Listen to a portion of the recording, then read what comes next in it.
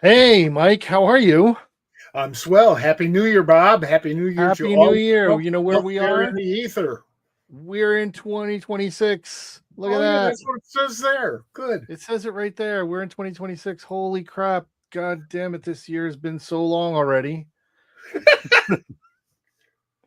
I Um, mentioned I mentioned to my daughter yesterday that every day this year so far, and we've only had 5 by then, was a whole week or so. yeah, it's been something. Um, we are we are here. It is the first Tuesday of the year, and we are here. We are going to be here next Tuesday and the following Tuesdays. Welcome to the Pop Culture SquadCast Live. If it's your first time here, we'd love to see people here. We'd love to see them interacting with us. It's fantastic. Um, we are um, we're going to talk about some stuff. We're going to talk about some pop culture stuff. We're going to talk about comics. We're going to talk with some folks in a little bit. We have they're starting to show up in the green room. Some of the folks from behind the new hit series American Caper. 2 issues have been out. The third issue comes out at the end of the month. Little birdie may have let me read the first 4 issues. So Birdie, who is the most wonderful editor ever. And well, I'm sorry, present company accepted. Thank you. Uh, you're welcome.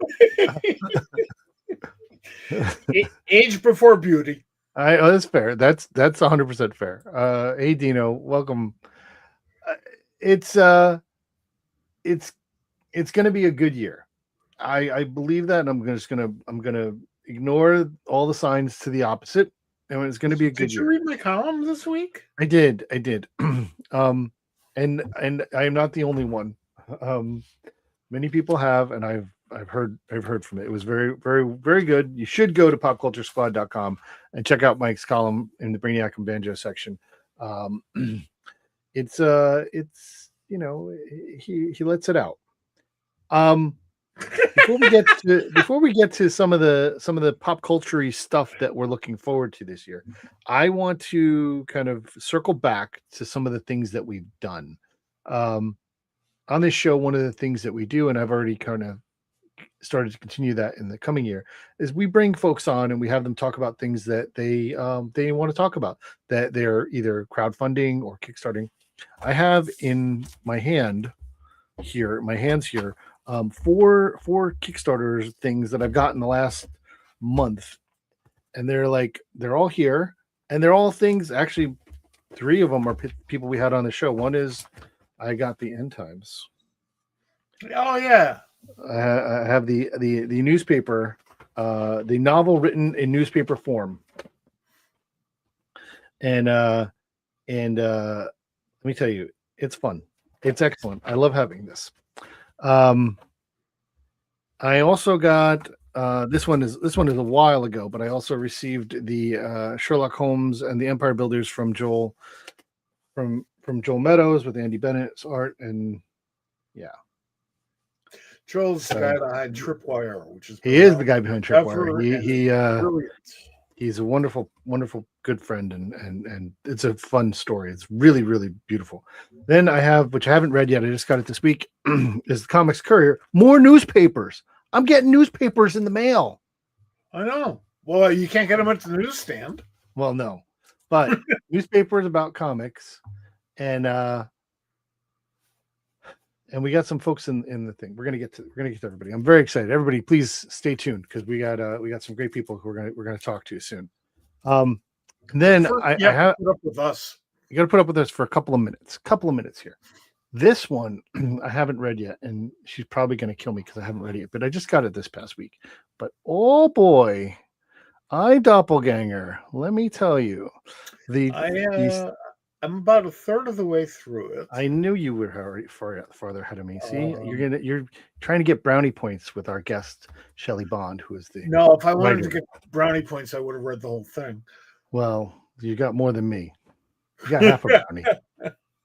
Well, it's great, and and the only thing stopping me from going back to it is this broadcast right now. Right, I agree.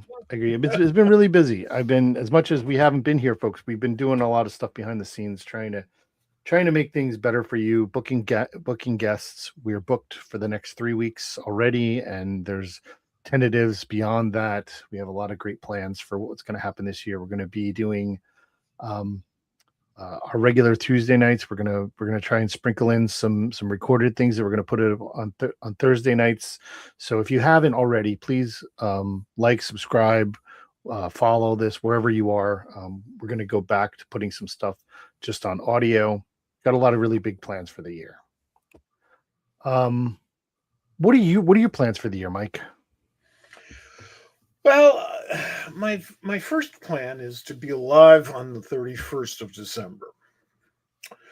My Well, second, I second that wish. thank you, thank you. My second plan is to be not in prison on November 4th of this year.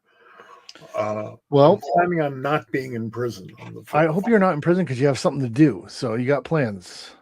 There's Yeah. something you need to be doing on this. Is it the fourth or the third? Well, where I come from, back where I come from, and also other big cities, particularly out east, like New York or even Kansas City, which is not out east. There was a time when they would look at people like me, figure out who we're voting for, and make sure we didn't get out to the polls. We cannot be in that world. You know what? Get back to me on the 5th. I understand. Okay. So I think there's a bunch of cool stuff that are gonna hit the mainstreamish pop culture waves. What I like about it, and one of the things that we talk about this show on a lot, and we talk about with our friends and everybody who's kind of tuning in. There's so many things where comic books have translated over to other media, and other media translating over to the comic books. Probably a lot of what we're going to talk about tonight may have something to do with that. But there are a bunch of things coming this year to TV or film from comics. We talked about on our last show of the year how much we're both looking forward to Supergirl. Yes. Which there's that. There's also less than a year from Avengers Doomsday. 3 trailers so far. Yes, but the third one has a really good shot of Scott Summers, like the best shot of Scott Summers I've ever seen in live action. Yeah, and if you haven't seen that, the new trailer that just popped, I think today or yesterday, for the Avengers Doomsday has a weird, like, old daddy sex, thing between Magneto and Professor X. It looks very weird. Like, I think that Chris Claremont is actually looking like this version of Professor X these days. There's kind of a lot of that going on. I don't know, especially when he wears an X jacket. Well, now that you mention it, I've never seen Chris and Patrick Stewart in the same. Well, there you go. But besides that, there's a really great shot of Cyclops. And if you are any sort of a fan of Scott Summers, you will love this. Jim Lee costume. It is the Jim Lee costume. It is. Which I think, first of all, it looks spectacular on screen. Look at the trailer, you'll see. But I think that's kind of funny. Now that Jim Lee has been, the guy running DC Comics for quite some time and doing a very good job. Well, I mean, Marvel's just this week publishing the omnibus of the Alpha Flight Mantlo Lee years, which I think Jim did about 6 issues of. I don't know how that's an omnibus, but listen, Marvel's going to take advantage of what Marvel's going to take advantage of. 2 other things that are coming. One a little further out, and that's The Ordained. If you haven't heard of that, it is a Bad Idea book. It is not really a bad idea, but it is published by Bad Idea. We've had Rob Venditti on the show at least once. He's a friend of ours, and we talked about it. It is going to be a film. It is going to star Colin Farrell. Have you read the book? Because the first issue finally came out. No, I haven't read it yet, although I will. I'm a big fan of the writers. Yes. And when you and I interviewed him on stage somewhere, one convention or another. We interviewed him on stage. Yes. And we've had him on the show. He seemed surprised that I liked his Hawkman so much. Yes. I do. There's a picture of us right there. I have. But anyway, I read Ordained, and I like it a lot. It is a very good Rob Venditti crime-ish book. I can totally see this translate well. Also, the person who is kind of like producing it is the guy who created John Wick, so it'll work well.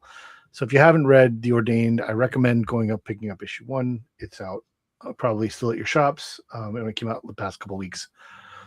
The other thing is much more current, and it's going to happen sooner.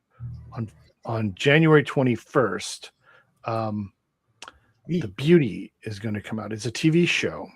It is it's based on the book The Beauty, which was an Image book written by Jeremy Hahn, and I lost his.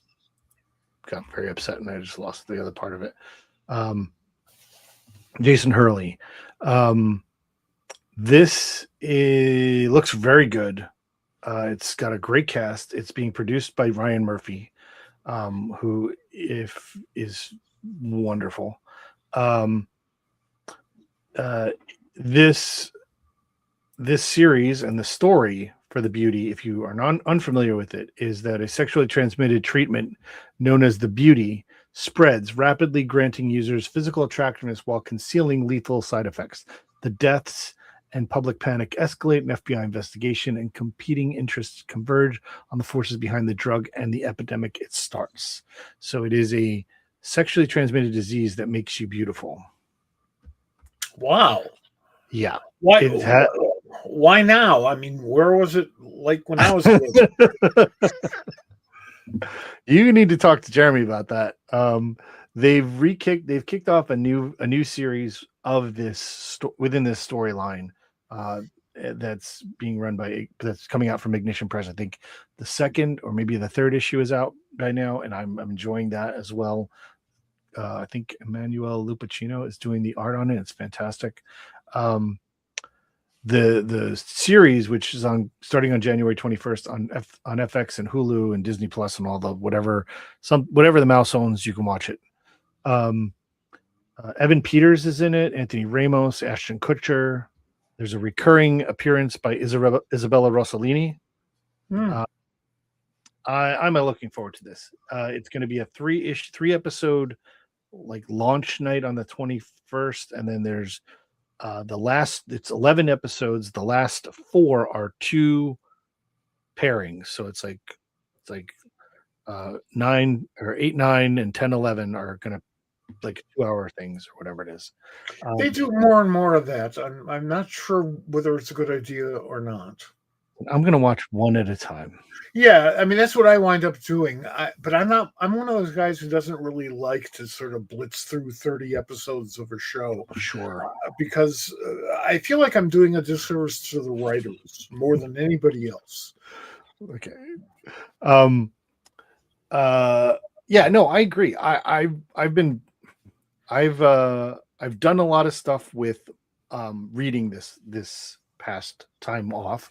I've caught up on a bunch of stuff. I'm pretty caught up on current things for a lot of things, and I'm excited about that. And I'm trying to be more accountable with my reading, but that also includes me going to blitz through, like, I have like 20 issues of Thundercats to read.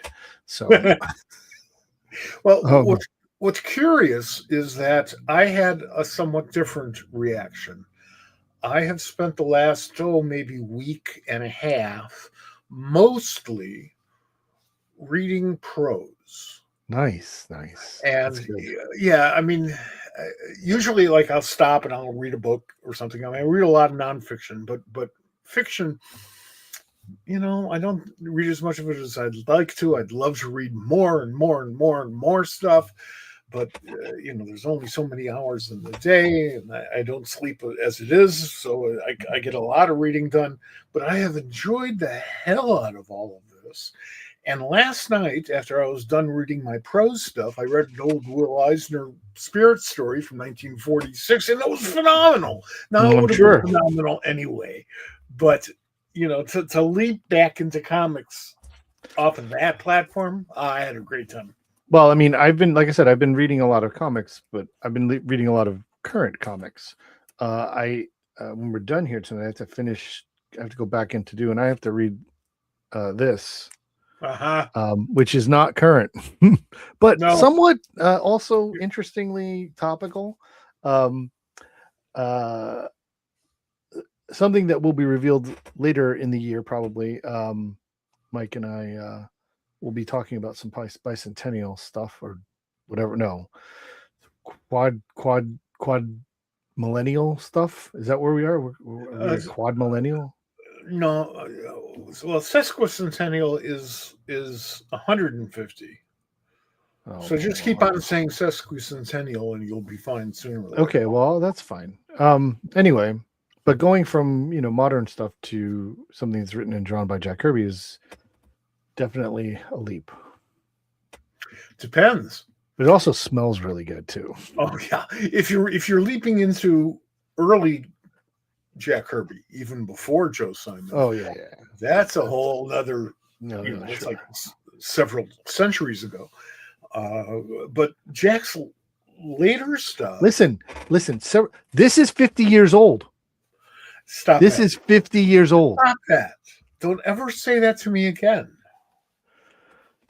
It's going to be. I'm very sensitive about the fact that I am decrepit. It's going to be a great year. We're going to get our guests on in just a minute. We're going to do a couple of different intros for our guests. Shelly, I'm just letting you know we're going to bring you on, so your video is not on. If you want to fix that, you can. If I'm not sure how that's going to work, or if you're intentionally off screen. We're going to bring you in a minute, but the writers of this book, we're having one of them on. It's Dan Hauser and Lazlow. But the line art is a pairing that I am very happy about. And it is David Lapham and Chris Anderson. Chris Anderson is going to join us. He was here earlier. He was here late last summer on the show, and we're going to have him back.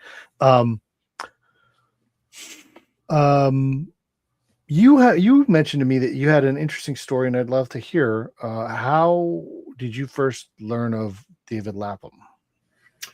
It was about 6:00 in the morning. It was at this morning. No, not this morning. This was decades ago.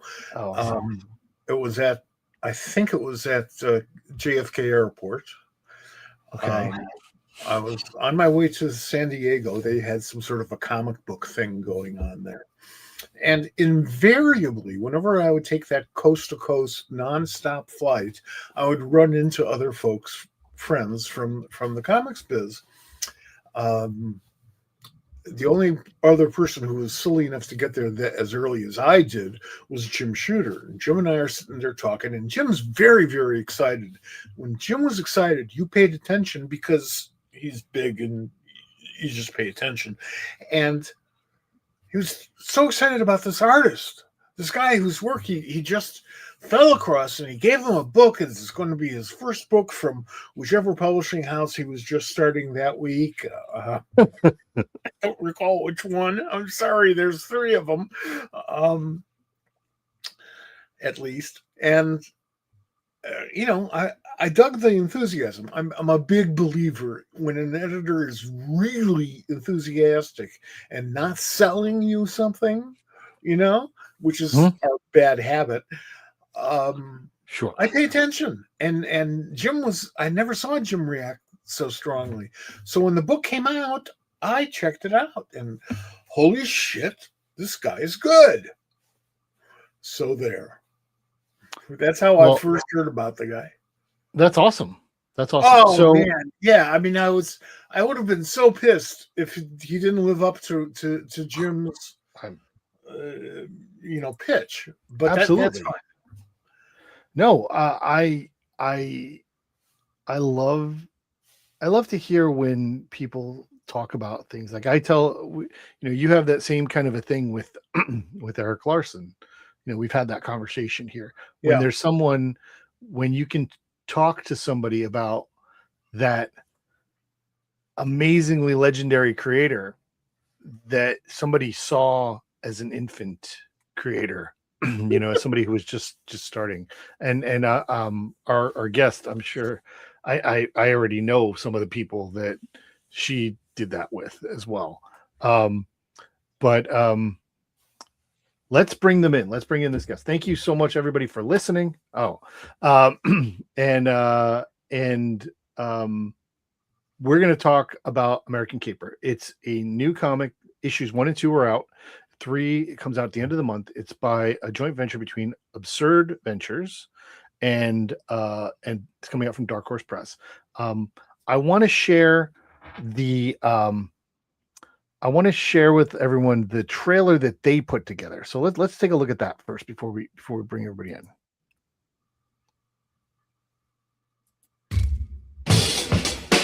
Verona, Wyoming, a small town like any other, a land of hunter and hunted, apex predators, and regulations just waiting to be broken, a degenerate lawyer, a Mormon hitman, a red-pilled housewife, escaped convicts in love, a Mexican beauty queen on the run, a Wall Street billionaire turned cowboy, dreamers lost in fantasy, and a maniac hell-bent on revenge. The new crime fiction comic book series from the mind of Dan Houser. American Caper.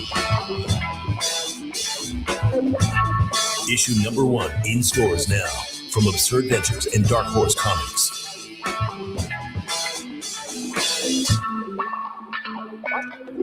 Who did the voiceover? So, what's that? Who did the voiceover? Oh, I have no idea. That's not mine. They did that. This I understand that. I thought you might know. I don't, but it's fantastic. It's ringing a bell. Oh yeah, well, You know, I'm sure. Yes. I used to get into these, and I still would, I guess, into these long conversations with Howard Chaykin about voiceover actors and booth announcers. Listen, I will do that too. Yeah. We can ask them. Maybe they know. But in the meantime, I did a little something just to get everybody ready for who we're bringing in. We are going to bring in Lazlow, Chris Anderson, and the wonderful Shelly Bond.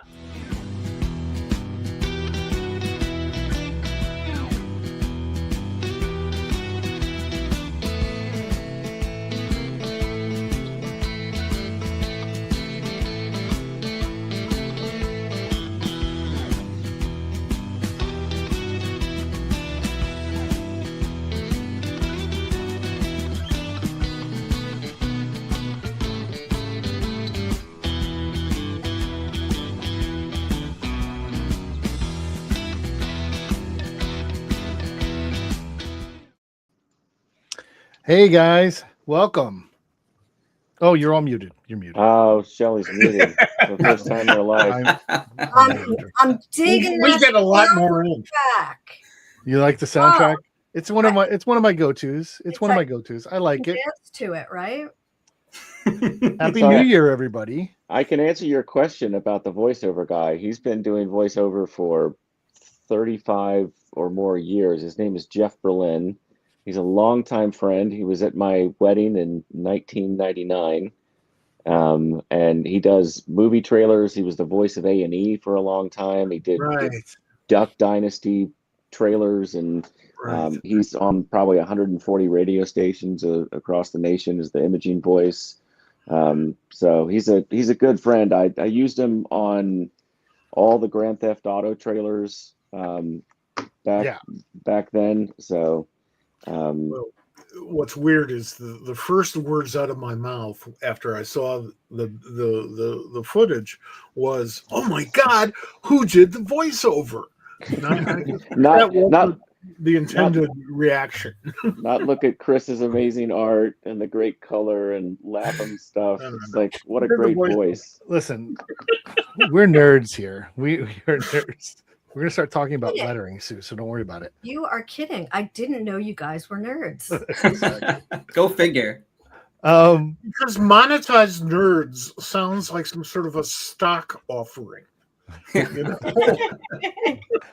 All right. Widget. Shelly and Chris have been here before. Lazlow, welcome to the SquadCast. We're really happy to have you. I want to give a little bit of my background with my experience or exposure to American Caper. I first found out about it in San Diego this year, and I have my poster signed by the cast, and I went to the panel that you guys put on at San Diego, and I was hooked. I just was so excited for this creative team to be working together, and the ideas about what you're putting together, which is very, explicit in that trailer that you guys have out there, but interestingly drawn out through the book so far. I'm excited for it, and the book has surpassed my expectations. It is beautiful. It is gorgeously put together. It is super amazingly told in terms of the story, but the characters are great. I know this is your first comic, right? That you guys are doing. Or is there something else, Lazlow? Yeah. This is our first comic. Back now that you have 2 issues out on the stands, how do you feel?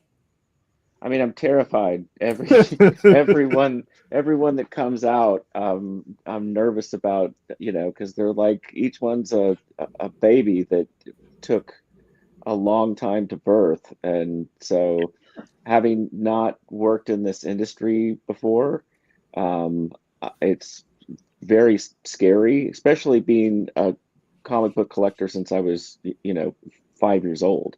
Mm-hmm. And then to be jumping into this completely not knowing what we were doing. But, Dan and I started this new company.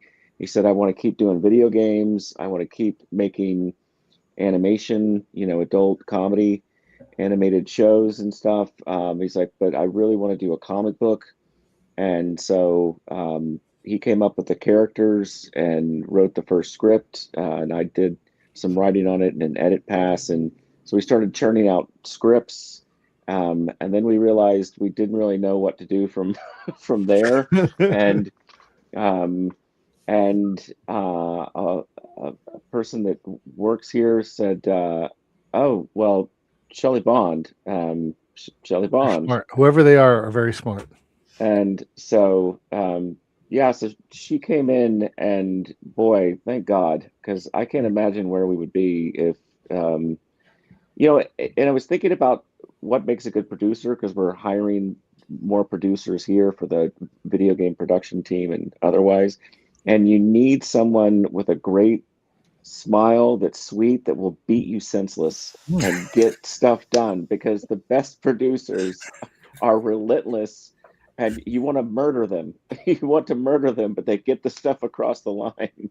I think it's less about the smile and more about how they wield their weapon of choice. She gave me one of those. To be really honest, the scripts that were written when I came in were audio scripts. And when I read them, I had no idea what Dan and Lazlow wanted to see on the page. Sure. And that's frightening for an editor, but not for an editor who's used to working with different levels of writers. So it didn't faze me, but I knew that it was going to be a lot harder than either of them thought it would be. Like I knew, and I think that people don't give comics the same appreciation or respect that they deserve. And this is a good example why. The writing doesn't just land on the page and then get handed to the penciler, fully formed. I mean, every team starts in a different way. So to me, it was exciting because this particular job gave me a chance to customize my editing. I hadn't worked with a video game company before. And I've had people ask me if I was interested, and I declined because I didn't like the ideas that were presented to me. But I thought this idea, it was an absurdist caper, and it just struck me as something that I might have edited under my Vertigo arena had it 10 years ago. I mean, I'm really loving this book. It is very much a Shelly Bond book in ways that, it's interesting for me to read this book because I can see through the wiring, and I can see your stuff, and I can see the things that have come in. I can see what Chris did, on top of David's layouts, and the choices that Nate's making with the lettering, and what Lee's doing to hold it all together. It's just a amazing, collaboration. Exactly. It's a perfect collaboration of all those things, and from my perspective, like I can see the individual work, but if you put it together, it does hold up as a single unit. And if it looks seamless, I say, phew, I'm doing my job. Yeah, it does. Mike just chimed in and he said comics are a collaboration, and that's one of the reasons why I turned down a lot of those other Hollywood offers, because I really do think that a lot of people assume that they're going to make the comic as a vehicle to get the screenplay or the TV pilot made, and they have absolutely no clue that writing script is not just about writing dialogue. It's about art direction, and it's about writing just enough, not too much, but it really does boil down to the perfect team. And I'm just going to go for broke here, and I'm just going to say that, of course, David Lapham, always on my A list, usually in the first two names that roll out off the tongue when I'm thinking of working with someone. But bringing in Chris, this is where Chris goes to hide under his drawing table, brought a new style and energy to whatever we've seen before from David. And I'm not knocking it because, as you all know, I've worked with him many times in my career. But Chris, you brought some grit, and you brought some really bizarre humor that is needed in this kind of book, because it's political, it's a satire, but most of all, it's funny. It's everything. It is. It's about the human condition. And I think you were the icing on the cake for this team. Yeah, Chris came by our office with his actual pages that he inks on, and I was disgusted. I was annoyed at how talented he is. I was like, this, just like when you can actually look at his big pages up close. I was just like, oh my God! But being part of this process has been. I mean, the last year was Comics 101, because there's one thing about being a comics fan your whole life and then getting thrust into making them, and like I read comics every night before I go to sleep, and I mean, at least I do now, because Shelly's thrust me right back into being a hoarder of comic books. So I've got a stack of unread. Sure, blame me again. Blame me for everything. But you go through an issue, and it flows so seamlessly, and everything's perfect, and the dialogue is great, but you don't, as a consumer, you don't think that was a hell of a lot of hours of people's work. It's the same with a video game, and same with a really well crafted TV show or a movie.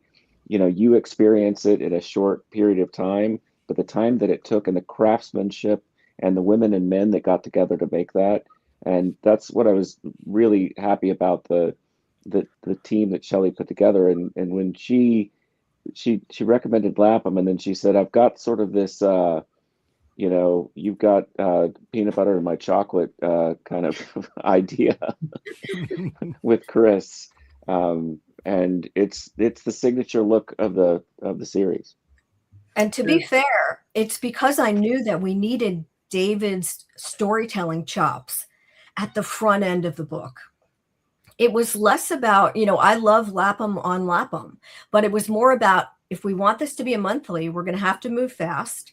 And we really do need to bring some fresh energy to it, because really David is bringing us so much on the front end, because he's a master of pacing, timing, and he's just blown me away, especially He's the best there is, his montage on this book in particular.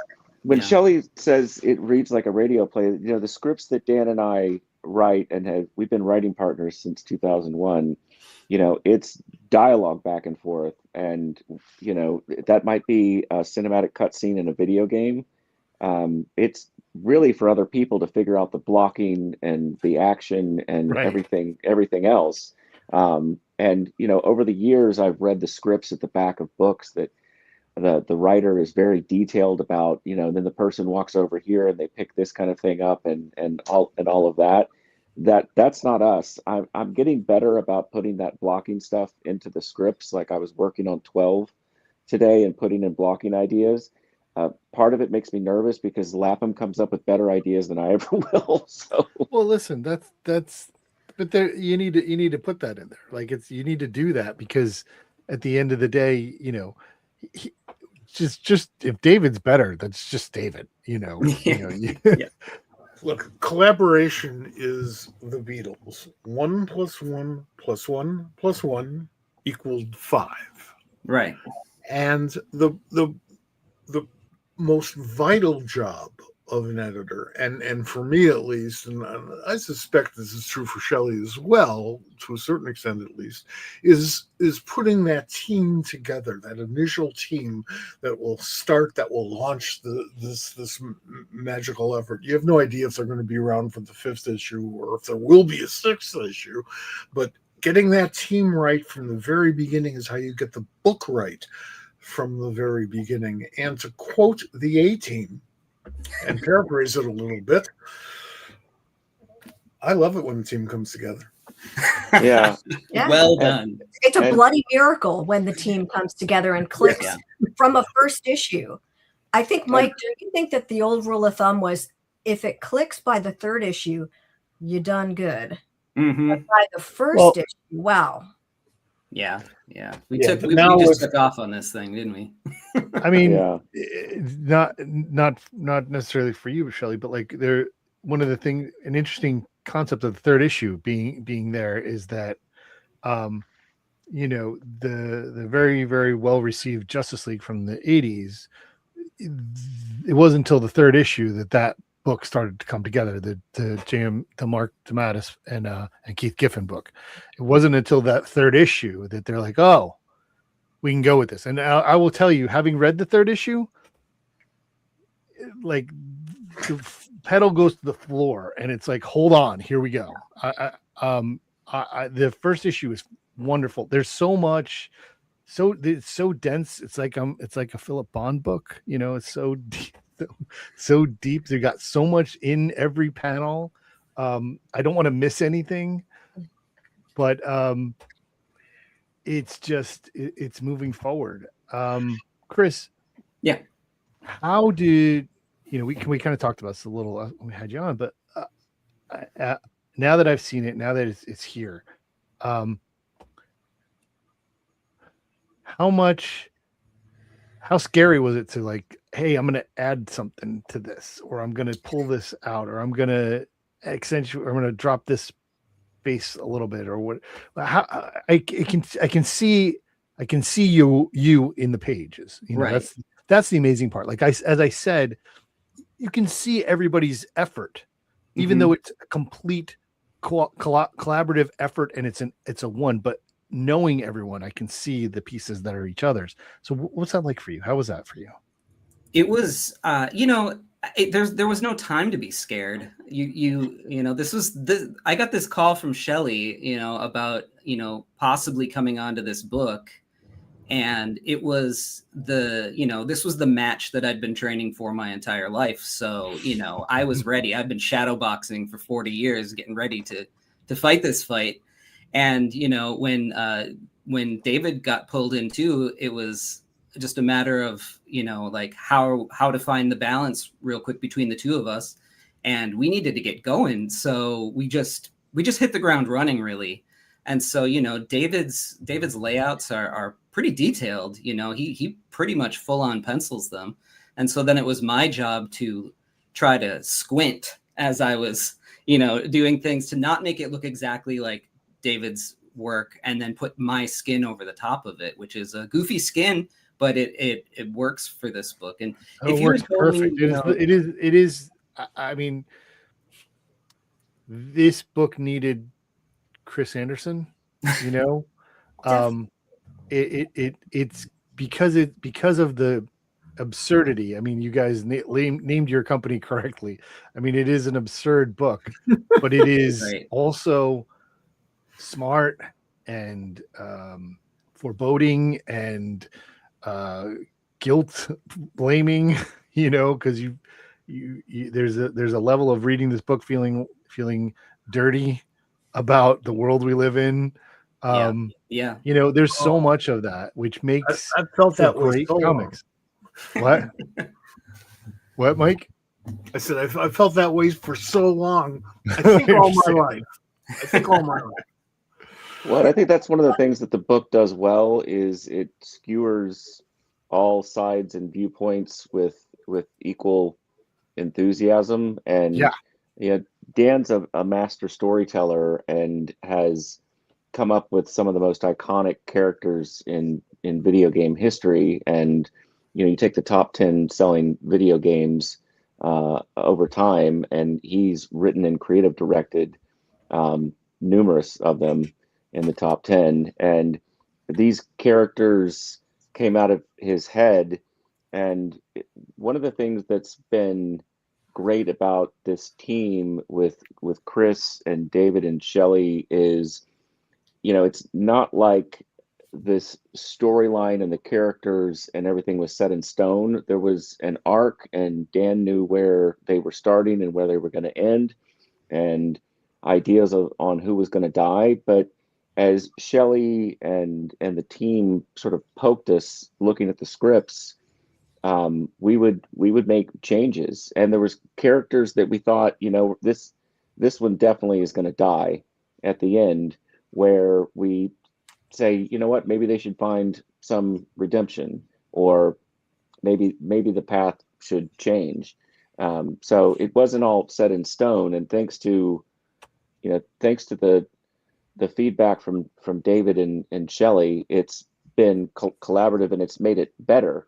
There's a lot of people that would be scared to death to send notes to a person who's, written the storyline for a video game that's sold 230 million copies and say, this is, this scene is garbage and needs to go. And this, these characters aren't landing. Those people have not met Shelly Bond. No. She's fearless. She really is. You're paying me, you're paying an editor for a service, and I wouldn't want my name on a book that I didn't believe in. So at the very least, you're going to get my gut reaction on everything. And my first instinct in bringing in David was just to accompany me on this journey. We were riding shotgun to each other on the front end of the script. I have to jump back though for a minute and just say something about David and Chris working together. One of the great joys about working with David Lapham is because no matter how much of a superstar we all think he is, because, we do, he was just as concerned about Chris putting enough Chris Anderson over the pencils as he was about making sure the pacing paid off in every issue. And I felt like that was really telling about how this story was going to look on paper, because someone of his caliber who hasn't been inked or very often, maybe a handful of times in his career, because he inks himself, for him to kind of just be cool about that. And, I sent him Chris's work right from the jump because I wasn't going to hire someone to put over his work without his okay. We did a sample. You know, that's one of the, I think, number one amateur errors that editors, young and old, still make today. Sometimes what's in your head, like, oh, that's going to be a good team on paper, not going to work on paper if you don't try it out. Right. So you still got to throw the ink on the page and see if people are actually highlighting their strengths or weaknesses. You don't know until you get the ink on the paper. Yeah, and right when we started, at the beginning, I think David was working on some stuff, and I'd never worked with Chris before, obviously. And one of the things that Dan and I are known for are making spoof advertisements. So what we started doing together in 2001 with Grand Theft Auto 3 is making these radio commercials that were, fake satire commercials that were just ridiculous. And then every game moving forward, we were just making more and more of them. And then we started making fake TV commercials. And Dan said we should put fake ads in these. And so she teamed me up with Chris, and we sent over some of the copy for these fake ads that we've been putting in every issue.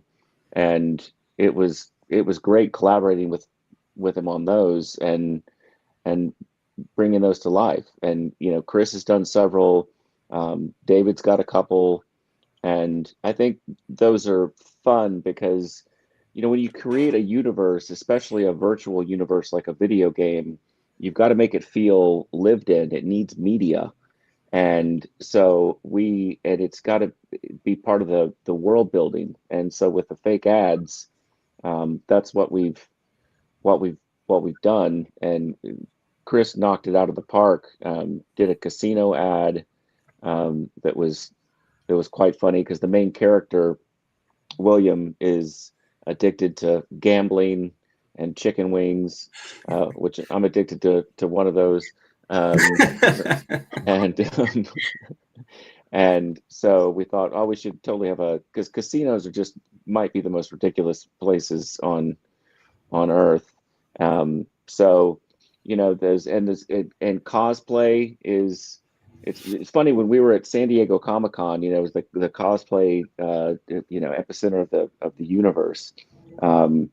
I was looking around at all the incredible costumes and everything, and one of the through lines in American Caper is one of the main characters, William, goes out and does cowboy cosplay and reenacts these scenes because he's dying to be a hero. So even though he claims that it's for business networking, we must say, because that's just so William. And yeah, and so and then we came up with different tiers of there's the sort of crappy cosplay ranch that you can go to, and then there's the fancy cosplay ranch that the rich people go to and pretend to be cowboys for a weekend. So there's we've built a pretty rich world. And as I said, this started out, Dan said, let's make a comic book. There's never, it was never a conversation of let's make a comic book so that we're storyboarding out a TV show or a film, or let's make a comic book so that we can make a movie. It was just, he had an interesting story set in Wyoming with a bunch of crazy characters and, a cartel from Mexico and a Mexican beauty queen on the run and all of this. And they all converge on this small town, a small town like any other, it says in the first issue, full of horrible people. I don't know if that's true. I hope not. But it is some town. One of the things we talked about at the top of the show was enthusiasm. That's how I first met David's work.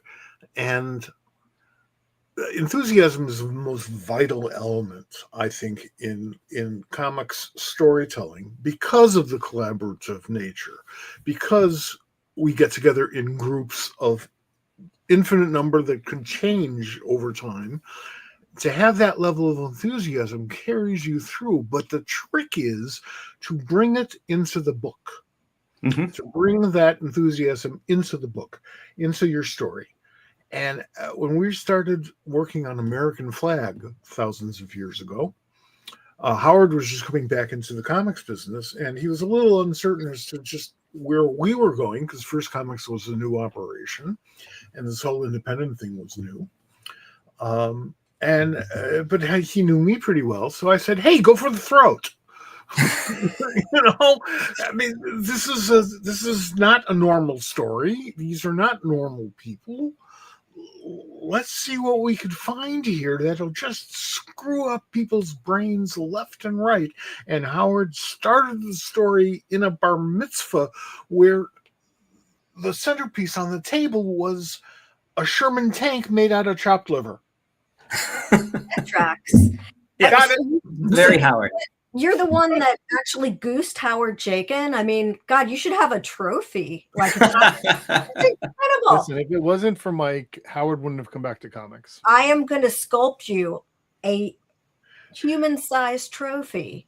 Oh man, 7 Howard Chaykin-sized trophy. I'm gonna make that out of clay. Howard and I have been friends for a long time. I mean, since like '76, and we share a lot of bizarre interests. But the fact of the matter is that before I sat down to edit him, I knew how wacky he could be, and he knew how wacky I could be, and we went for it. We went for it. As long as we were telling a story. And that's the other side of it, because you get so caught up in the stunts, into the, oh, this is funny, it's like farting in a swimming pool. Oh, this is funny. It has to mean something. It has to have a reason. It has to build to something. And that can be 10 times more fun than just, well, he punched the guy out robbing the bank. I mean, it's that's what makes it different. I totally agree, and I think that's one of the things that this book is doing. And I don't want to spoil anything for the issues that aren't out there, but there is this, Lazlow, you mentioned earlier about the ads, and as you're reading this book, first of all, Shelly, well done, perfect placement. They're whatever where they exist is the perfect time for them to exist, which is, you see these things, they're at the right spot, because then I'm like, oh, I need to read this. I might need to know about this. This might come back later on. How important is this? And there's and the same thing with there's things written in the background, like that stupid, that there is a billboard that has been passed a couple times where the guy says, call me, or something like that. Or, yeah. And I'm like, do I need to know about that? But I want to do it. I want to know all those things. But at the same time, there is a story being told, right? All of those things are adding up and making the experience something. But reality is, I want to know this problem that William has to solve, and that the other guy, Orson, yeah, is it right? He's conflicted, to say the least. And these are characters who have a story to tell that I think may be instructive, beyond just the pages that this exists in. Mm-hmm. And you guys are doing a great job with that. Chris, as you're and I'm coming back to you again. I want to keep you in the loop here, but I want to know what is your, how is that working for you? Like, is this because also you in your career have pretty much been your own boss, writer, artist, and stuff on that. Now you're in a new place where you're collaborating with a much larger group. How is that for you? Yeah, I mean, I've worked in different, freelance things over the time, and I was a teacher before that, so that is, working in a large group, of course. But you know what I'm saying. Yeah, like you said, like pretty much all of my previous comics work was all stuff where I sort of was doing it myself, working in my own cave. And I was not shocked, but it was very easy to come into this collaborative group because of the people that I'm working with. You know, honestly, everybody is, you know, literally everybody that I'm working with is a legend or wrote the book on whatever, you know, they are doing. And so, you know, I guess if I wasn't Literally so, wrote the book. yeah, right. I think it's over here. If I didn't just like have to dive in and get the work done, and I know what it takes to get this stuff done. You just have to do the work. I probably would have balked at some point, but I didn't whatsoever. And everybody else has just been, you know, just amazing. And we all kind of respect each other and treat each other as equals. And, you know, that's been the secret sauce, really, is that, you know, we can all tell each other anything creatively, and it, you know, nothing is negative. It's all in service of making the story better. And it really has worked. Yeah, the trust and respect is key. And you don't see that a lot anymore in comics. At least I don't, from where I'm sitting. You know, I have to say that the trick to all this is transparency. You know, you really need to know where you are and who you're with, whether it's on the page or where you are in the lineup of when the book is due and when your part of the gig is expected. And Chris has been a solid page a day finisher. And that has been a tremendous relief for me because I can always count on him and I know where to find him. I haven't had to drive by his house, which is not too far from mine. Thank God. Because I don't drive too much these days. And who knows what could happen with all the rain in LA. But the last time we talked to him, he was thousands of miles away from you. So you're lucky. I know. He was visiting family in Minnesota. But honestly, all an editor wants is for people to be present and accountable, hit their deadline. And if not, let me know. That's all. Because we can always come up with a plan. Right, Mike? I mean, there's let me know. I always gave out real deadlines, and I would always explain, no, this isn't a bullshit deadline. This is the real deadline.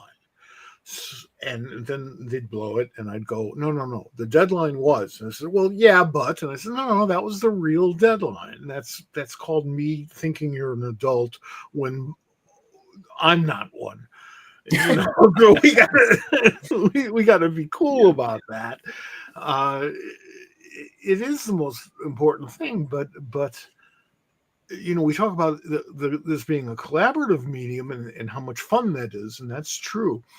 One project that I did, and I won't mention which one, the creative team grew to really hate each other. And I spent more time working that out than anything else. And I swear to you, if you do it right, you can even make the book better by doing that part right. Now you kind of feel a little sleazy every once in a while. It's like, geez, am I manipulating this guy? And then I look back at the definition of the word editor. You know, it's like, well, yeah, that's the job. You're kind of manipulating people by saying, I want this great and on time and the way you said it would be. You know, because there are 10 people behind you waiting to take on the job. Yeah. You can, and that's how you get people to obey deadlines. Yeah. Creative cat herding, right? You're cool, but that guy is really gonna suffer. And those back in the day, it all fell on the colorist because that was the last person in the food chain, right? You know, so the colorist had to make up all that time.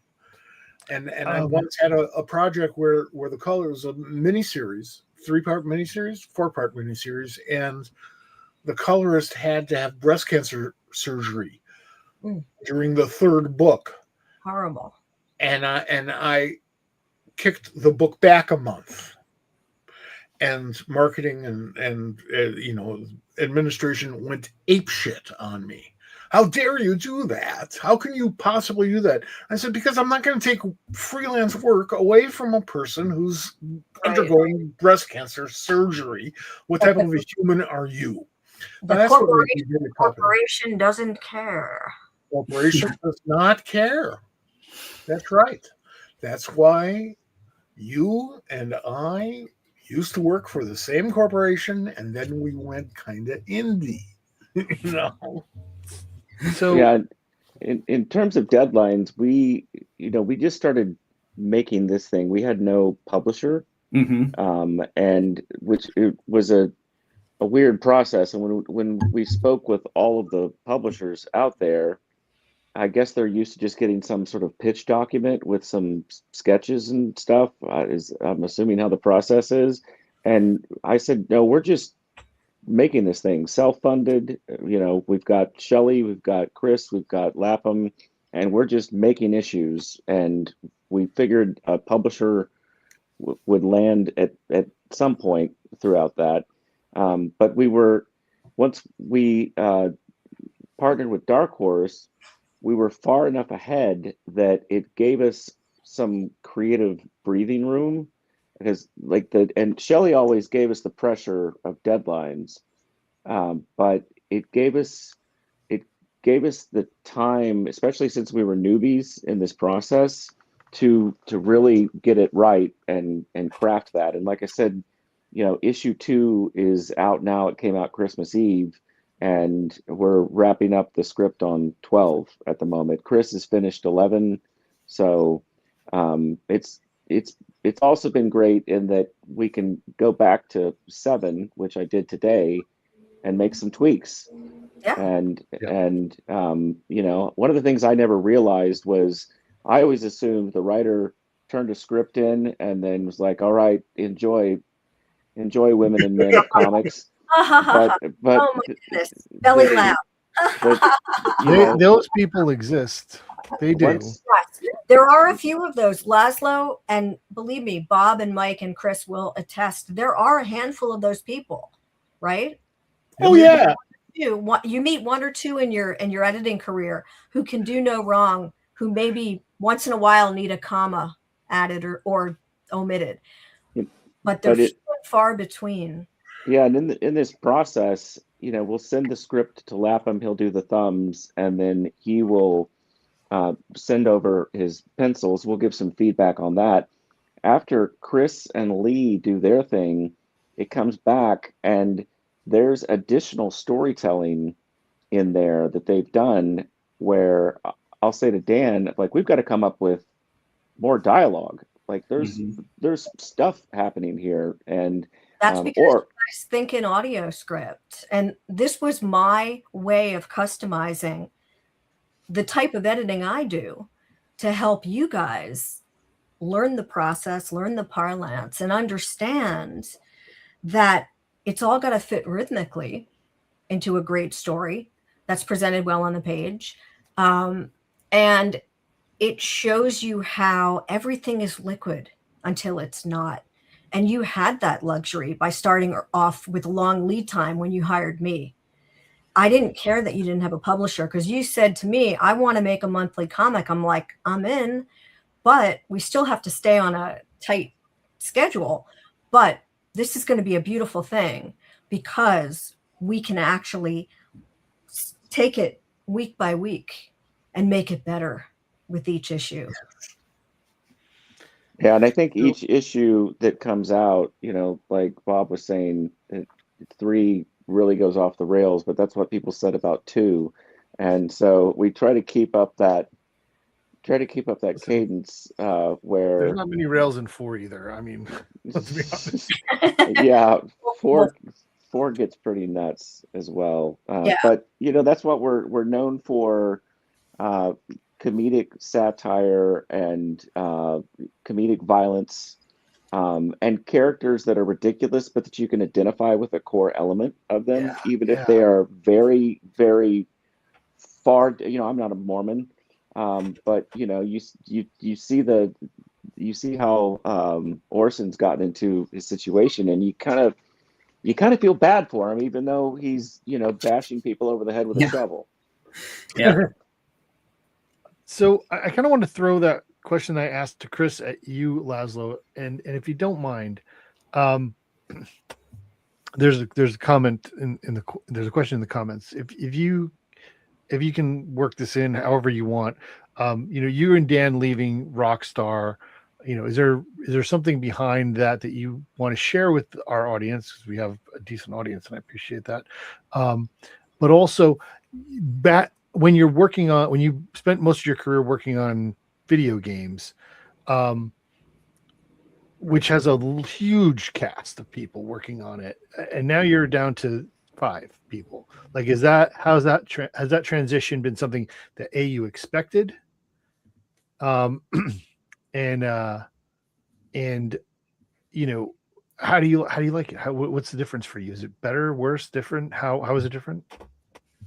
Well, I mean, making comic books is extremely different. It's harder than I thought.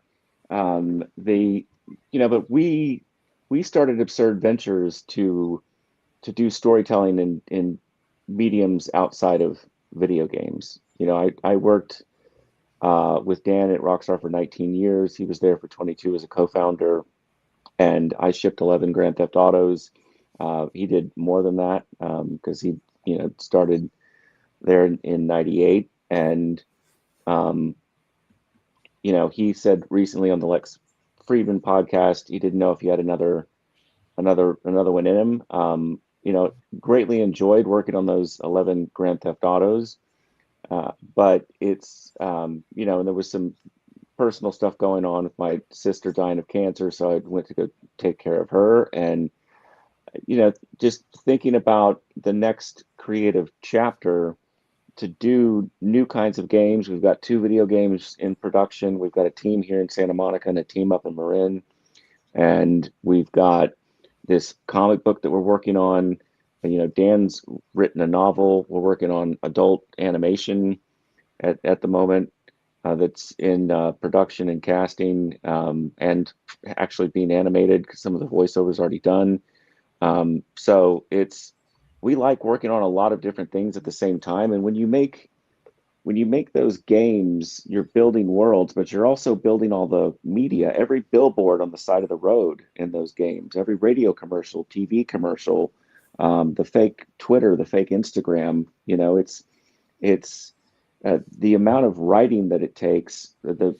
At the end of each game, we would print out all the scripts, and they would just be stacks of what we had churned out. And when you make a video game, it's a much larger team, and the process of making American Caper with Dan with the story and the first script, and then me working on it and getting feedback from Shelly and David. It's been really refreshing, but as with all creative projects, you get that severe sense of imposter syndrome. Like when we were at Comic-Con announcing this, and we had this huge booth, and all these people were coming up really excited. I was like, oh boy. I really hope. Yeah, you handled it well. You're welcome. You're welcome here. I was like, I really hope we didn't make a stinker. No, it's time for your close-up. I mean, that's what happens. The beautiful thing about working with a smaller team, and I've never worked in the video game industry because I don't like that many people, is that it's so much easier when you get the whole team together. If it's a smaller team, it's easier to figure out where to go for lunch. Well, and that's a big problem if you're in Midtown Manhattan. I can't speak to the California environment because I know it's more laid back. Yeah, like a good example is in issue 4. There's a really important scene, and it was done. It was drawn. Chris had done his thing, and then Shelly goes, I really think this is too short. I think we could do more with this. And so it was a conversation between, I had a chat with Dan about it, and then Shelly, Lapham, Chris, and we extended that scene. It's way better and way more insane the way that it happens in that action sequence. In order to change a scene, a cinematic scene in a video game, you've got hundreds of people have got to touch that because you've got the facial animation, Right.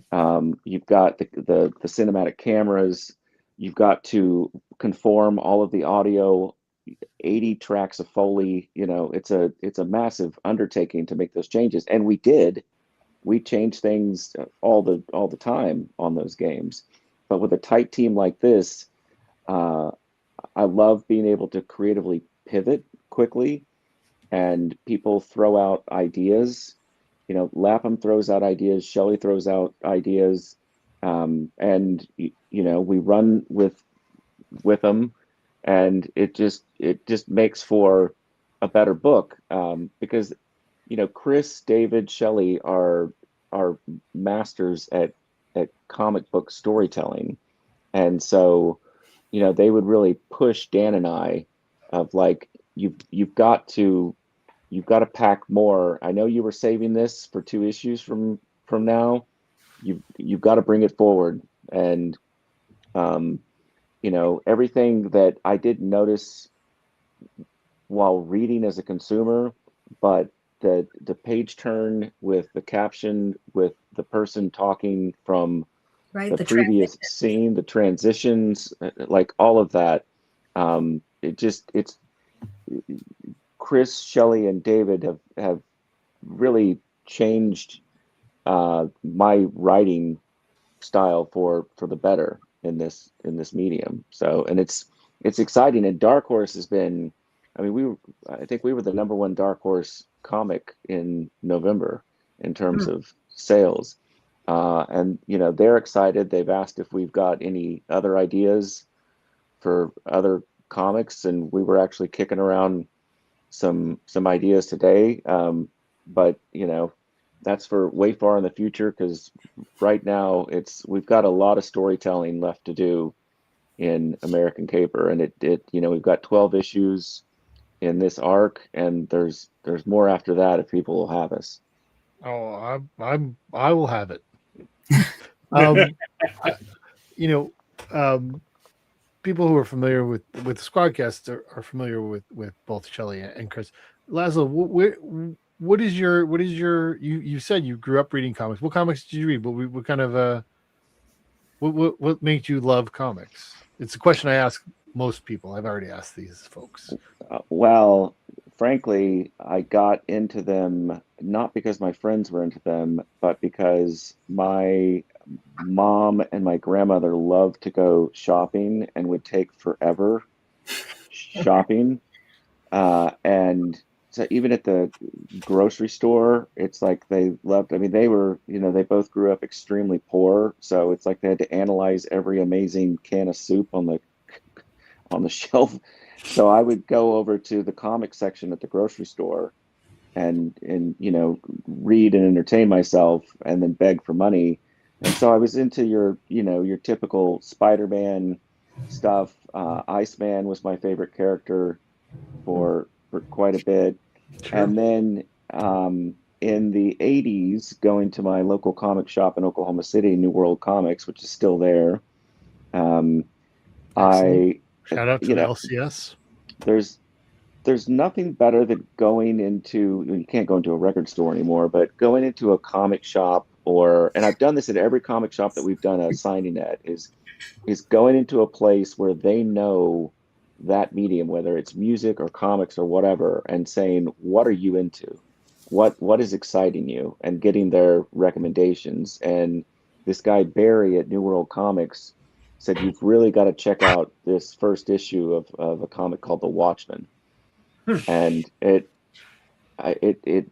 blew my head off. And I think from that point on, I stopped caring as much about superhero stuff your typical DC and Marvel superhero stuff, and liked the adult genre and storytelling.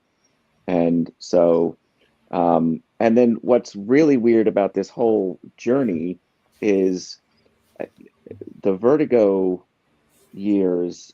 I picked up anything that had that V on it and Sure. loved all those books, and would sadly, some of them I don't own anymore that are worth a lot, because I just would hand them out to people and say, you've got to read this. This is amazing. Fables, She walks away, right? it's because she can't handle it. The Fables, I just could not get enough of. And when it all came full circle, and I'm working with the woman that brought all those great books to life, because a lot of people don't realize, and I didn't realize this until, Shelly and I became very close in the trenches making this book, is that a lot of those projects only happen because the editor gets the pitch and is like, this could be something really special. Or the editor gets an even better pitch after the writer pitches it to them on the phone, because the best editors ask questions. Yes. So where do you get off? Right? They ask the right questions, or like, what's weirder than that? Because that's been done to death. But thank you for the props, Lazlow. I'm sure someone in my family has been sending you weekly checks. To flatter. Yeah. Somebody asked this, Lazlow, can you answer this one? What is Dan's reaction after Shelly torturing his scripts? I mean, it's like anything. I will, Dan will do his pass, and I'll add some stuff and do some edits. And I'm like, okay, this feels like it's in a good place. And then before I go back to Dan with it for a read through and feedback, I'll send it to Shelly and David, and I'm really proud of it. I'm like, knocked it out of the park. This is amazing. And then I get back this email with 35 bullet points, and I'm crushed. And then I'll go, bad. and I'll go to I crushed, and I'll like, well, but also it's like I'm trying to impress these people, I'm trying to impress the masters, and then and I'll go to Dan. I'm like, he didn't like that scene that we did with the Orson and the blah. And then then after I get over my pouting, we'll be like, okay, you know what? How can we make it better? What can we change? Then there's comments that they'll come back with and say, we don't know about this, and Dan will say, don't worry about that. I've got a plan. So there's stuff that we stick to our guns on for certain, but that's part of the creative collaborative process. Yeah, I mean, that's the truth. Listen, if the pitch wasn't great, if the writing wasn't hilarious, if the characters weren't interesting and different than many others in comics or otherwise, I might have passed, on just working on the project. I mean, you renewed my working agreement 3 times. I did not plan to stay on this book for 18 months. I had my own book to finish writing and drawing. And in fact, Bob and Mike know, and Chris, I was working on the final part of my graphic memoir trilogy, and it was 6 months late because of you, Lazlow. I'm proud of that. Wouldn't let me out of my contract. But seriously, I would not have stayed if I didn't think you guys had the chops and were easy enough to work with. But I will never sugarcoat anything. And I think Mike is the same kind of editor. We are who we are. You're always going to get my notes in red. I'm always going to be straight up. It doesn't mean I'm always right. And it doesn't mean that we can't come up with a happy compromise. But my instincts are what they are. And this is how I edit. The other joy of this. And you give those same attributes to the rest of the team. Their attitudes, their approaches are from them. And if everybody's in it in that spirit, we work we can work anything out as Well, long as we got a good story.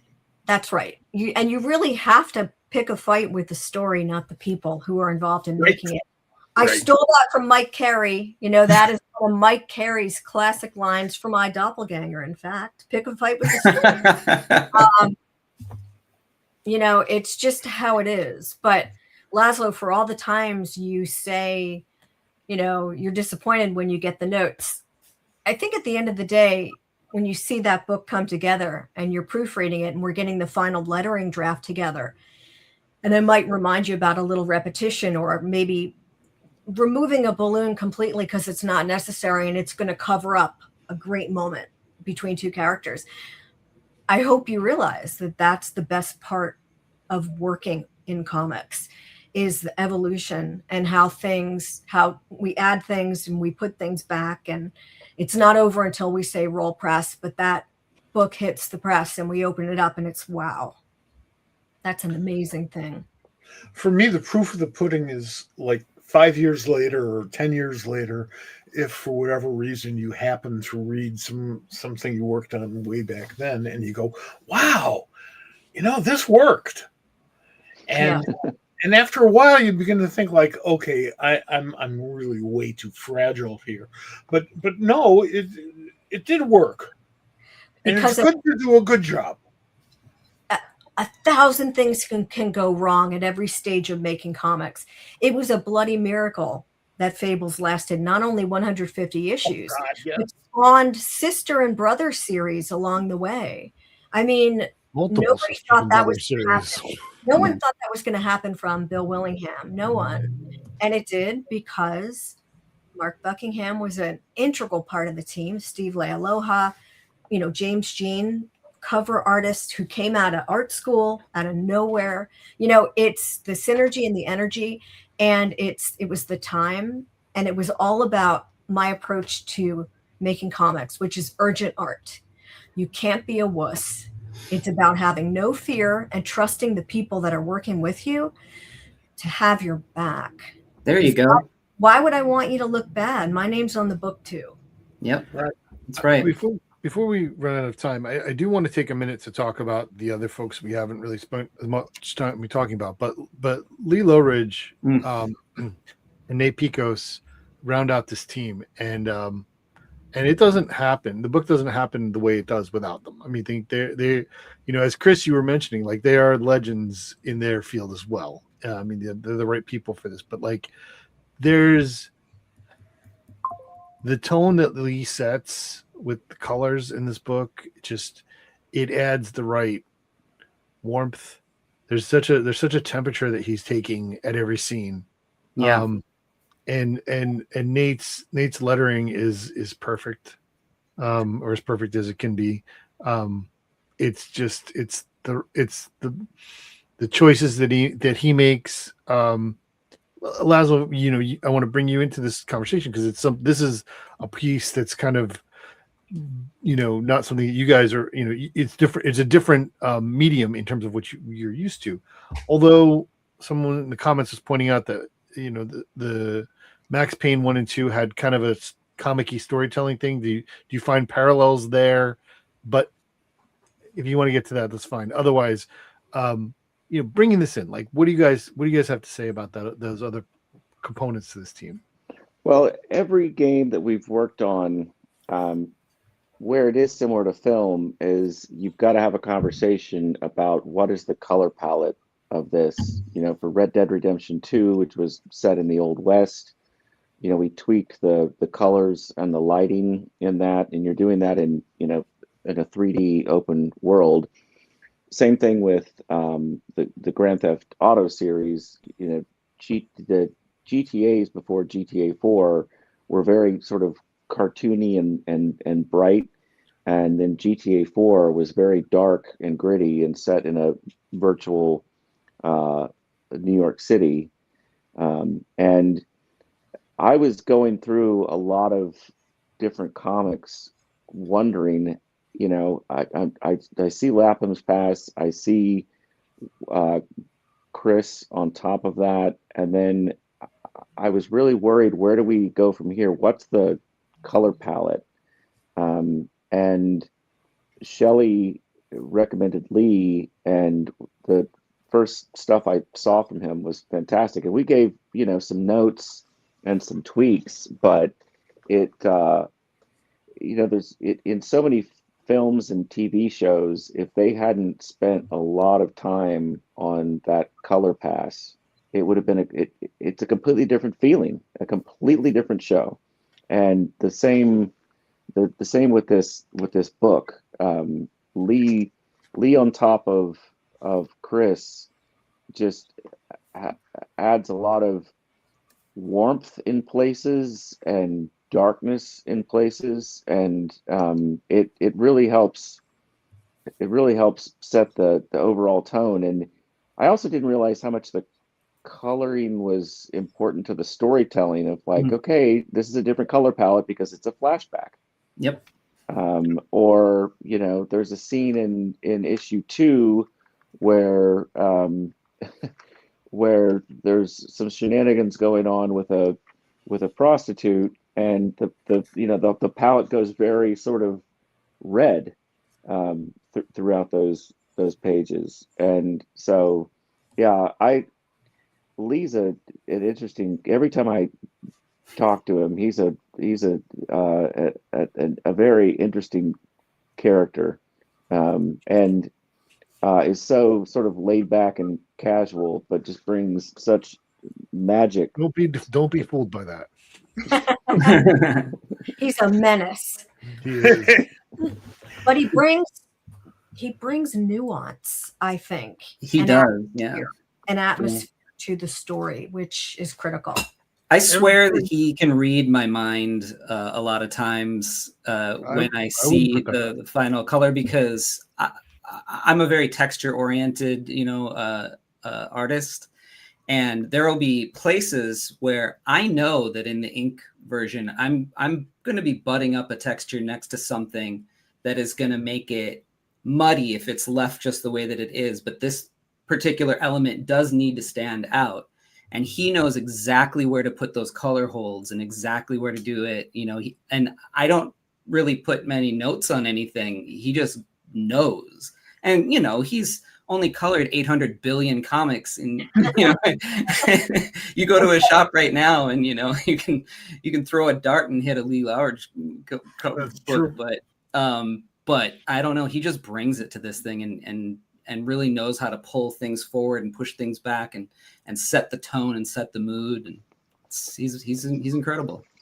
Yeah, he understands about separating planes, foreground, midground, background, and that's also critical. These are things. This is part of the parlance. It's why I wrote Filth and Grammar about the comic book editor's secret handbook, so that people could understand coloring is much more than just tracing over lines and filling in colors. It's you use color as a transition. You go from cool to warm for a reason, not just because it looks pretty. Right. I want to also bring up the cover artists, if you don't mind. Sure. Mike, you're going to say something, Mike, but I definitely want us to acknowledge Tyler Boss, who has been an incredible cover artist, really evolved through the story so far, and is now the father of a baby boy. His wife just gave congratulations last week. So congratulations to the Boss family. Yeah, and he's been fun to work with, because I'll send him a list of bullet points about what happens in an issue and what some of the standout icons are in there, whether or props as well. And he'll send over 3 or 4 sketches, and Dan will come into my office and I'll have them printed out on my table, and we can't decide between 2 of them, and we're like, okay, this one is for this issue, and then let's save that for another issue.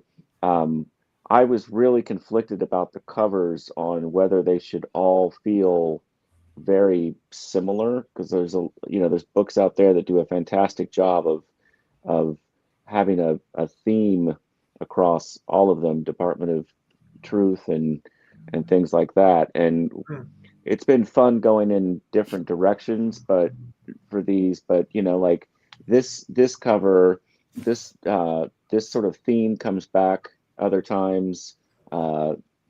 Issue 2, which we've got sort of these really cool icons from the issue. We've been looking at bringing that back, but he's a fantastic talent, and it's also, he's very kind. Dan and I send back a lot of notes, and we go through lots of rounds of revisions and tweaks, and he's been really great about that. If it were me, sometimes I'd be like, really? Well, I think that's also because, there's an editor involved, and I see Mike nodding. One of the greatest editor's tricks I learned way back in the late 80s is 3 cover sketches. You got to have at least 3. You can't just send the one that you're dying to draw, because guess what?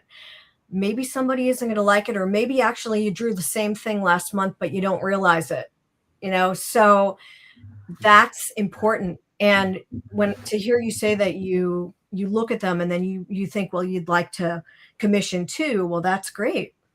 That's the idea, is that, that artist is going to be stretching and giving you what you asked for, but also giving you some other things that maybe they've actually gleaned from reading the issue, or they have ideas and they want to stretch.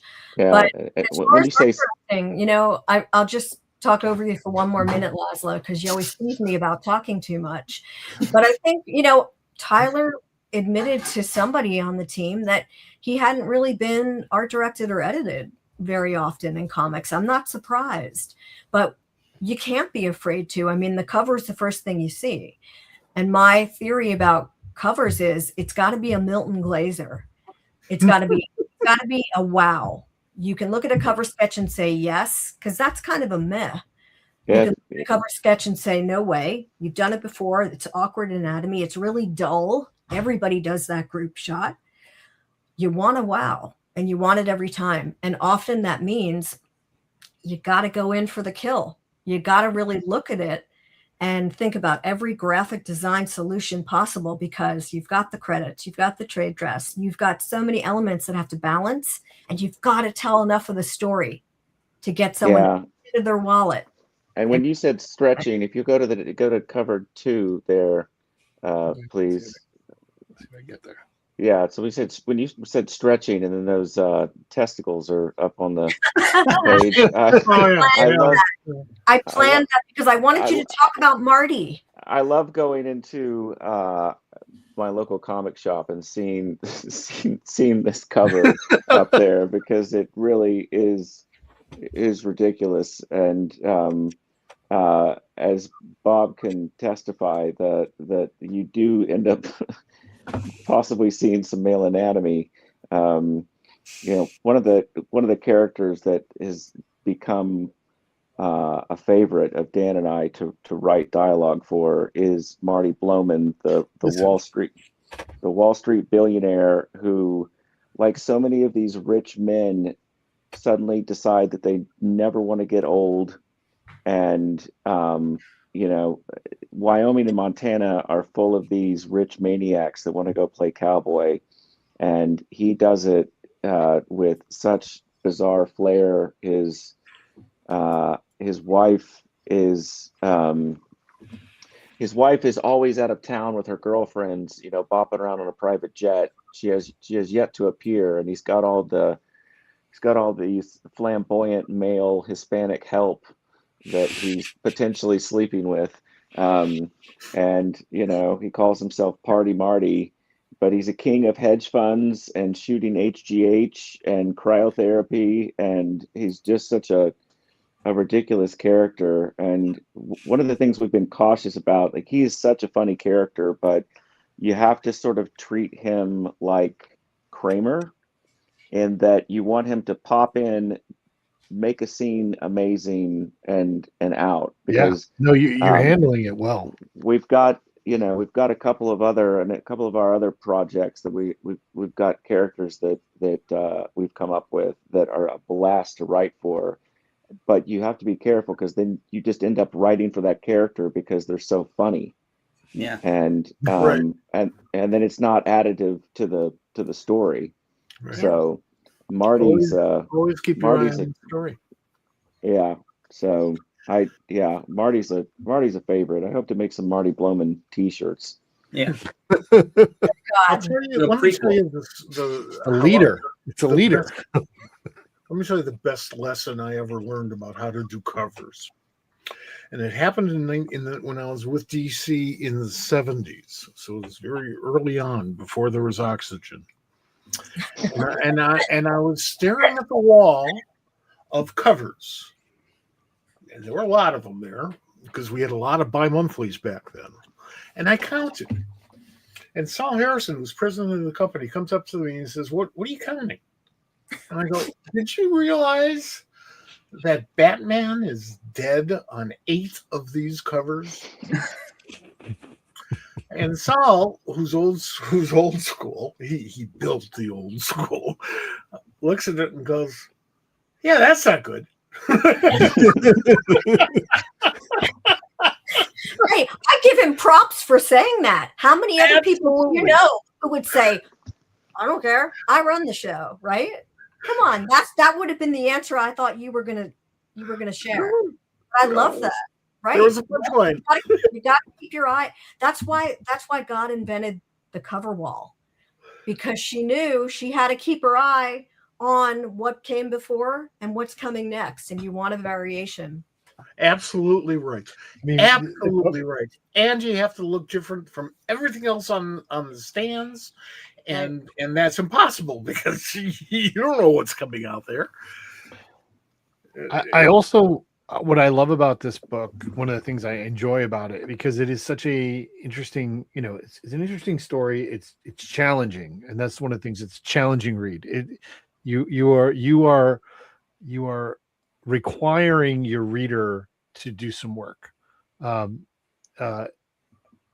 it's not homework. It's like you could, I guess, just consume this, but there's definitely work that the reader needs to do to square it. But also there's it's limited variants. There's a B cover mostly by Simon Bisley. I know David did a B cover. There's a C cover by Martin Simmons, which is one of those people we talked about, Shelly finding, and who became Martin Simmons, right? Amazing, and amazing artist and amazing person. yes, Love Martin. he's lovely. We love him. But I think you guys have, as a team, come up with a concept, with a story, with a package that's just something that's going to continue on. I like it. Thank you.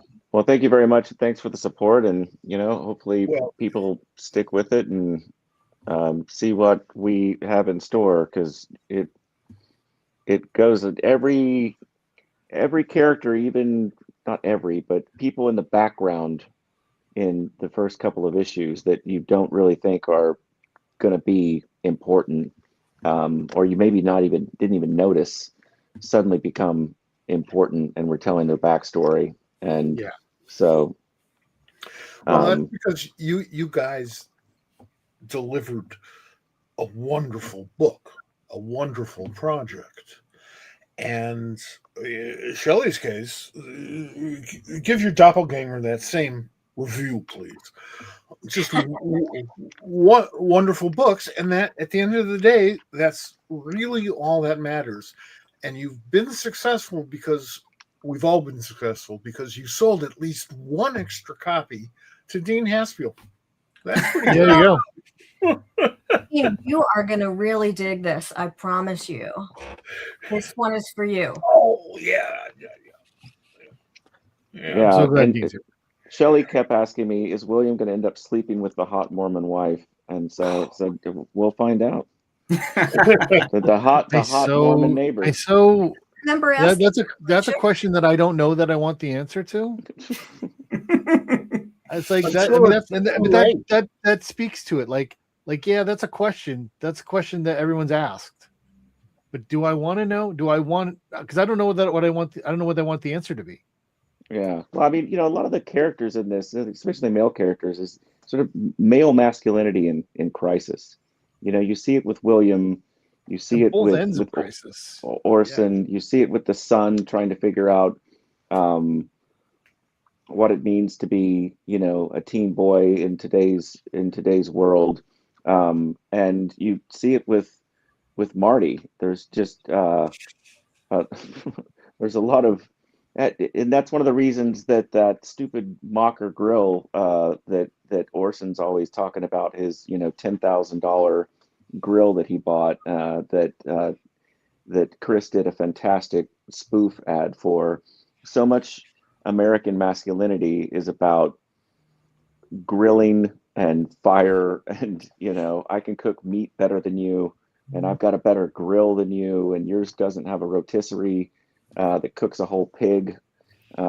So it's a lot of funny tidbits in here. I hope, and a lot of animals getting run over, Yeah. or shot. So some gruesome business. That is for sure. Why is it that the phrase American masculinity in crisis sounds redundant to me? Indeed. Folks, what a way to start the new year. Thank you so much, our friends, for being here. This is 2026 is our 4th year doing this show, and we're going to be around for all of it. We got a lot to do. I want to let you guys go. Thank you for spending your time. You have a whole rest of an evening to go. We have, it's nighttime now here, so You have time to read more comics. I have to read. I have comics to read. We can rob a bank or two on the way. Well, there you go. Right? Why not? All right. Thank you. When does issue 3 come out? I think it's the 27th. Is that right? You know what? I have my schedule right here. Give me just a moment. I've got my cheat sheet, and I will tell you that it's on sale on the 21st. There we go. 21st, 2 weeks away. There you go. That's the first issue 3, and then make sure you get 1 and 2, and put it on your pull list. That's the first piece of advice I will offer to any person who wants to be an editor for some reason. Learn how to work a calendar. Absolutely. You got it, Mike. Thank you so much, you guys. All right, thank you. Thank you all for being here. We truly appreciate it more than you can imagine. This is great. Thanks, That was a lot of fun. There we go. All right, folks. That was fun. Next week is going to be fun too. Hang on. We have on hand next week. I'm going to give you a little preview of who we have. Boop, boop. There she is. Next week. Not that. Not that. That was this week. Ooh. Hold on. Get rid of this one. Get rid of this one. Remove this. Put that on. There you go. Emma Kubert is going to be here next week. We are going to talk to her about a lot of stuff Kubert related, her and others. She's wonderful. She's a fantastic artist. She's a excellent person to talk to, and I'm looking forward to having her on the show. So make sure you're here next Tuesday night. We're going to have her here. The following week, I don't have a promo for it yet, but I have confirmed tonight that Cami Garcia is going to be our guest the following week. So we are bringing in 2026 with as many women as we can get on this show. We're going to keep doing it. All right. In the meantime, everybody, please remember to read more comics. They're good for you. And Mike, I will talk to you later. We will talk soon. Folks, enjoy this great year ahead of us. All I can say is I know it's 365 days. Well, it's less. We got a couple days, only 360. Let's hope we don't have Okay. The last All right, everybody. days. We'll see you later. Have fun, folks. Take it easy.